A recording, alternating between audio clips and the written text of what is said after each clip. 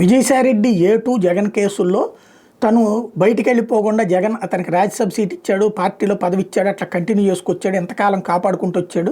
ఇప్పుడు విజయసాయిరెడ్డి బయటకు వచ్చేసాడు కాబట్టి, రాజీనామా చేసేసాడు కాబట్టి విజయసాయిరెడ్డి అప్రూవర్గా మారిపోతాడు. ఆయన అప్రూవర్ అయిపోతే కనుక ఇక జగన్ కేసులు అన్నింటిలో జగన్కి శిక్షలు పడిపోతాయి. దాంతో ఎన్నికల్లో అనర్హుడైపోతాడు. దాంతో పులివెందులకి ఎలక్షన్ వచ్చేస్తాయి అంటూ బీటెక్ రవి చెప్తే ఇప్పుడు అదే చెప్పుకొచ్చారు. అప్రూవర్ అయ్యే ప్రసక్తి లేదు. అందులో అప్రూవర్ అవ్వడానికి నేరం చేస్తే కదా, నేరం కలిసి చేసామనుకుంటే అప్రూవర్ అవుతారంటారు. పెట్టుబడుల్ని నేరం కింద చూపించి అది నేరం అని చెప్పి నిరూపించడానికి దగ్గర సాక్ష్యాలు లేకనే సిబిఐ ఇన్ని రోజుల పాటు సాగదీస్తూ వస్తుంది. ఇందులో మా తప్పులు కదా, మేము డిశ్చార్జ్ పిటిషన్ వేయడం క్లియర్గానే ఉంటుంది. కోర్టులో అవును దానికి ఆధారాలని చూపించాల్సింది కోర్టుకి సిబిఐ.